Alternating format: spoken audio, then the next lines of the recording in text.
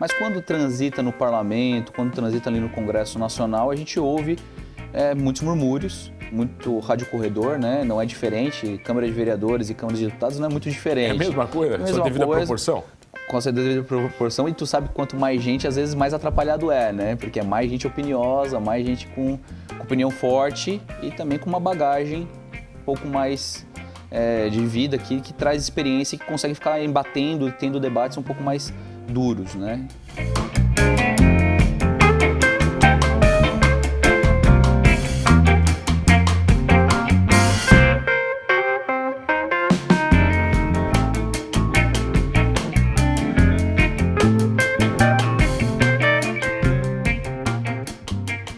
O cara é empresário, jovem empreendedor, político e trocou Criciúma por Brasília.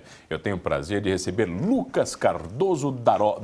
Daló, que sobrenome é esse? Daló é um sobrenome que vem do sul da França. Você é chique, hein, cara? Super chique. Sul da França, a família foi pro norte da Itália porque passava fome no sul da França, em 1600 e alguma coisa. Isso.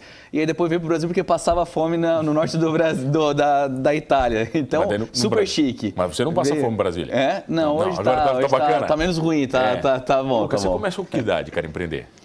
Comecei com 16 anos de idade a empreender, comecei a me envolver com eventos. E pode falar diretório, pode falar, imagina, cara, então, quem tá ouvindo. Cláudio Gomes também, grande parceiro, foi meu mentor inicial ali.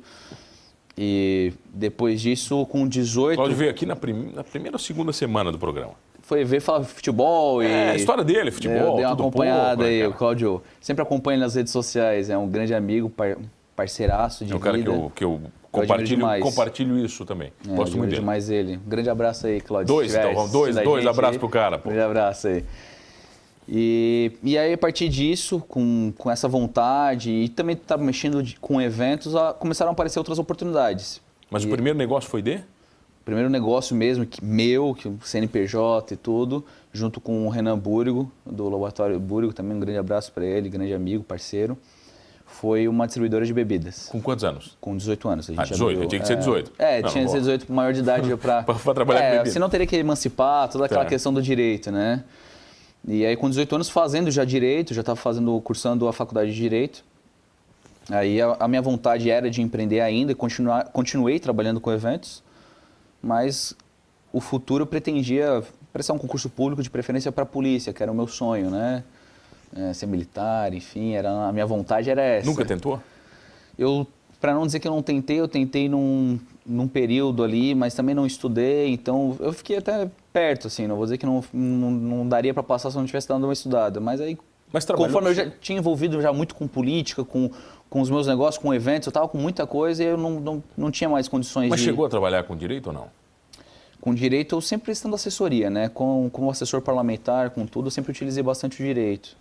Então, uso ainda até hoje o direito nas questões jurídicas lá da Secretaria Nacional de Juventude. Tá, mas você está hoje em Brasília fazendo o quê, cara? É isso aí. Essa é a grande dúvida, pô, vai. A vida é bem louca, bem interessante e é bom, né? Incentivo a todos a não terem medo e arriscar, eu acho que vale a pena. Eu fui para Brasília final do ano, sabia que tinha algumas oportunidades lá em Brasília, sabia do novo governo, sempre fui um apoiador do Bolsonaro, sempre, já faz muito tempo.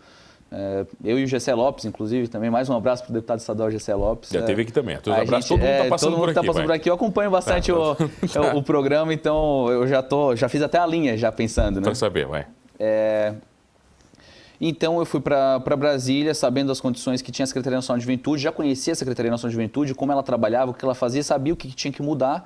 E por sempre ser um defensor do Bolsonaro e das pautas que o Bolsonaro trabalhava, sabia o que poderia ser feito dentro da Secretaria. E aí eu fui para lá, sabia que a secretaria tinha ido para a pasta da Damares Alves, da ministra, tinha conhecido ela já, e numa conversa encaminhei currículo e deu tudo certo. Estou em Brasília hoje trabalhando na Secretaria Nacional de Juventude. Quanto tempo você está lá já? Desde o início do ano. Na realidade eu já fui no período de transição ali do governo, novembro, dezembro, fui algumas vezes, e aí depois de janeiro, ali, a partir do dia 10, eu fixei em Brasília. Tá, antes de chegar em Brasília, você teve uma passagem, ainda tem pelo conceito do jovem empreendedor? Isso, passei no Conselho Nacional de Jovens Empresários, Empreendedores aqui de Santa Catarina, o SEGESC. Você ficou muito tempo. Ainda está no SEGESC ou não? O associativismo, a gente não larga ele não sai da gente, né? Eu continuo como um associativista, toda a vida que eu posso, eu me comunico direto com o pessoal do SEGESC, eles estiveram em Brasília, eu recebi eles em Brasília, passei por alguns lugares com eles, apresentei algumas pessoas para eles, então a gente ainda continua mantendo esse contato o tempo inteiro com o pessoal mais da velha escola, né? E também da nova escola. Acabei de pegar o voo, inclusive, com o Eduardo Zini, que também já foi do SEGESC, grande empresário e grande amigo também de Criciúma. Como é que é o clima em Brasília, cara? Sabe assim, o que eu sinto? Parece que o Bolsonaro vive tendo que dar explicação. É meio esse o clima, no geral, lá que você sente? É bem parecido com isso. No governo federal, né, na parte do executivo, a gente não tem muito tempo para ficar olhando isso, não. Tá? Eu vou ser bem sincero, eu pouco vejo noticiário, eu pouco consigo acompanhar as notícias diariamente. A gente baixa a cabeça e trabalha muito, muito mesmo. A gente começa às 9 horas da manhã e tem muitos dias que a gente vai até 10 horas da noite, então não dá para sentir. Mas quando transita no parlamento, quando transita ali no Congresso Nacional, a gente ouve muitos murmúrios, muito rádio corredor, né? Não é diferente, Câmara de Vereadores e Câmara de Deputados não é muito diferente. É a mesma coisa, só devido à proporção? Com certeza devido à proporção, e tu sabe quanto mais gente, às vezes mais atrapalhado né? Porque é mais gente opiniosa, mais gente com opinião forte e também com uma bagagem um pouco mais de vida que traz experiência e que consegue ficar embatendo, tendo debates um pouco mais duros, né? E, enfim... E lá a gente consegue, sim, ter essa noção de que o presidente precisa ficar dando explicação, apesar de que eu não acho que ele precisaria dar explicação nenhuma, que ele vem fazendo uma excelente gestão, vem trabalhando, a reforma da Previdência está aí, vai passar, tenho certeza que vai passar. A reforma tributária também já está aí, são cases que a gente tem que avaliar e falar bem do governo, porque isso são propostas que o governo botou, o Bolsonaro sofreu esse desgaste, querendo ou não, com a reforma da Previdência, ainda que pouco, mas sofreu, ele teve que desgastar um pouco da imagem dele para passar essa reforma da Previdência.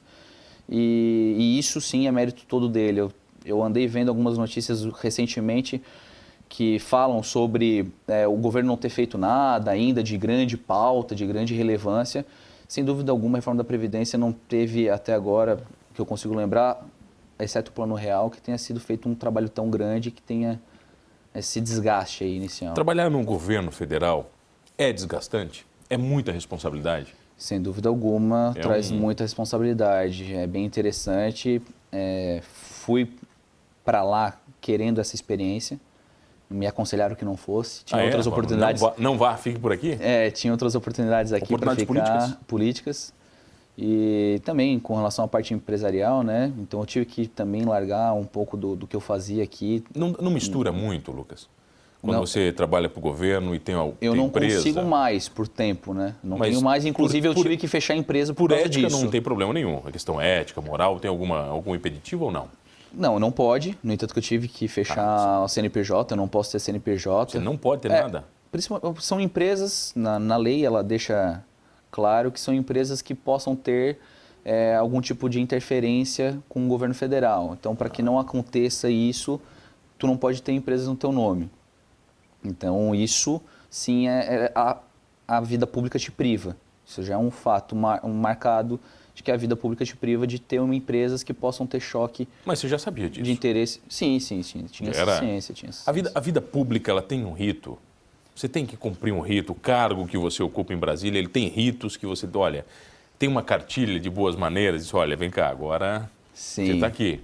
Tem que usar um terninho todo dia bonitinho. Um dos motivos de eu ter apoiado o Bolsonaro e uma das primeiras coisas que ele fez como presidente da República foi quebrar um pouco desses ritos, né? No entanto, que agora não se chama mais de Vossa Excelência para o presidente da República, né? Continua isso apenas no Congresso. Hoje tu fala de senhor presidente.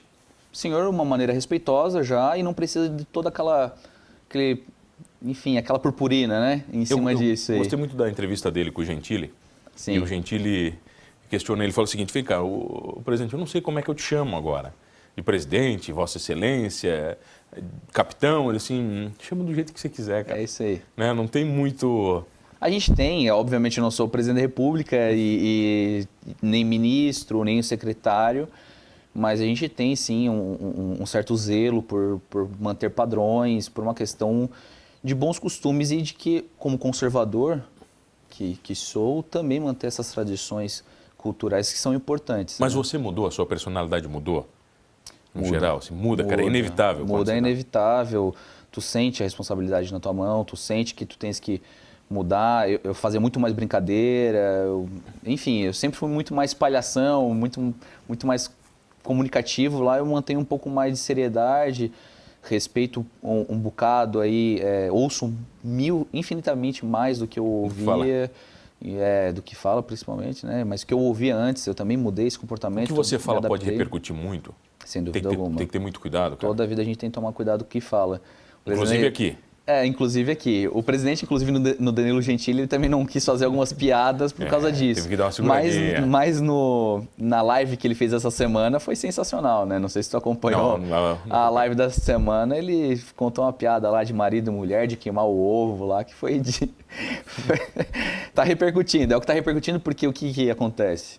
Por quererem falar mal de qualquer coisa dele, aí repercute em qualquer baboseira, qualquer entendeu? Coisa.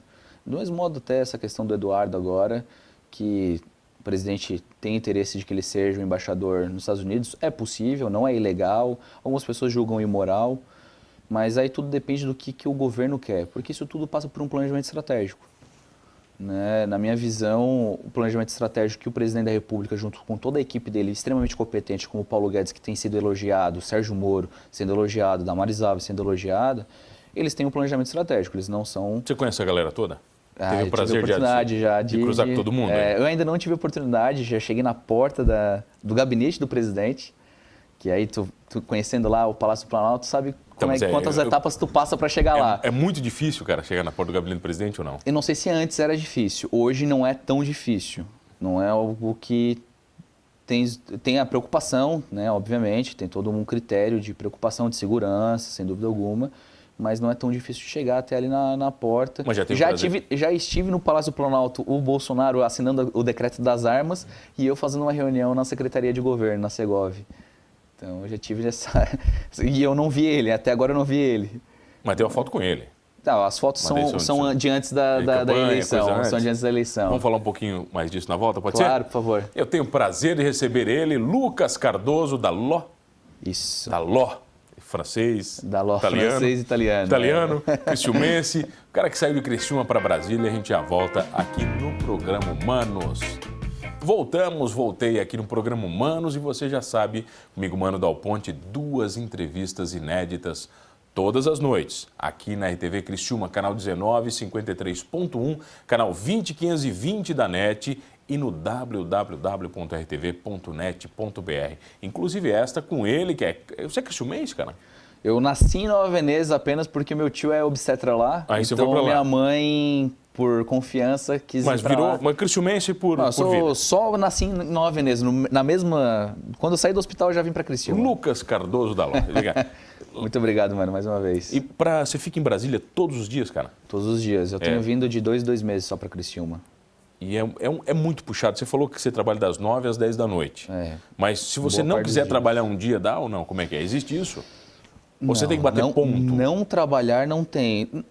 O governo, o cargo que eu ocupo, ele não exige ponto, por ser um cargo de coordenação. Sabe-se dentro da política, quem conhece o trabalho, a administração pública, sabe que por ter essas condições muito puxadas, se trabalha a todo instante. Então não se bate um ponto até mesmo porque o governo ia ficar devendo ou horas ou, enfim. Ia ser se fosse nos mesmos padrões que são exigidos da vida privada, que não é igual, mas enfim. E o que você faz lá? Qual é a sua função? Eu estou como coordenador geral de Relações Institucionais da Secretaria Nacional de Juventude. Traduzindo para quem está em casa. A coordenação de Relações Institucionais agora, atual, ela deixou um pouco dessa parte de relações institucionais, que seria essa comunicação com o parlamento, comunicação com outras secretarias e com outros ministérios. Eu continuo fazendo quando necessário, mas hoje a gente está muito mais focado em construir projetos que a juventude do Brasil possa desfrutar, construir políticas públicas que sejam úteis e viáveis, obviamente. Você consegue me dar um exemplo de uma? Sim.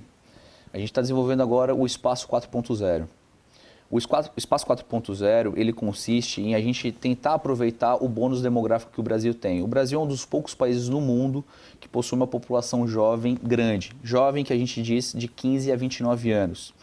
Essa população é a população que agora com a reforma de Previdência, ou antes, ou mesmo não tendo a reforma da Previdência, teoricamente é a que tem condições de trabalhar por mais tempo. Já não mais os de 35, os de 40, porque já estão chegando mais perto da velhice.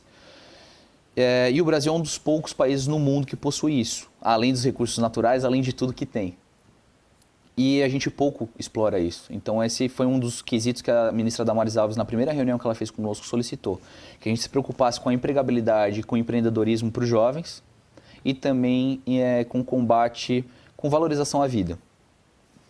Combate à automutilação. Tenho ouvido falar muito sobre isso, cara. Tem a valorização da vida, ela está sendo muito presente dentro do governo federal, não só pela ministra Damares Alves, como é uma pauta do presidente e da primeira-dama Michele Bolsonaro. Você falou da cobrança da ministra. Bolsonaro sempre teve um discurso que ele queria ter pessoas técnicas do lado dele. Você sente isso em Brasília? Sim. Brasília virou mais técnica e menos política? A primeira coisa que o Bolsonaro deu foi total liberdade para os ministros escolherem com quem queriam trabalhar. Isso já foi totalmente diferente. No entanto, que existe uma certa disputa no parlamento, no Congresso, por cargos, e que isso não está acontecendo. E também por isso que no início do mandato do Bolsonaro ele sofreu bastante com as perseguições políticas. Esses entraves que aconteceram muito, que a gente ouve de lá, não posso afirmar com veemência, mas é o que a gente ouve lá, que aconteceram por causa disso. Eu presenciei currículos sendo analisados para serem contratados. Eu presencio, inclusive, todos os dias isso. A gente recebe comunicados internos. Análise curricular, quer dizer, não é uma indicação. Não existem indicações. Pode até haver, essa pessoa é boa. Aí analisa o currículo dela. Talvez uma indicação como uma empresa normal. Como uma empresa normal, exato. Você conhece um cara bom. Esse aqui é uma pessoa muito boa, que pode te ajudar, ministro, enfim, conforme a conversa com quem for, o secretário, o coordenador, enfim. Analisa esse currículo, se for bom, chama essa pessoa que eu tenho certeza que vai valer a pena. Isso existe. Essa conversa de, analisa esse currículo. Agora aquele negócio, emprega tal pessoa, porque é meu amigo, só por isso. Eu não tenho visto. Você tem garantias, por exemplo, no seu emprego atual?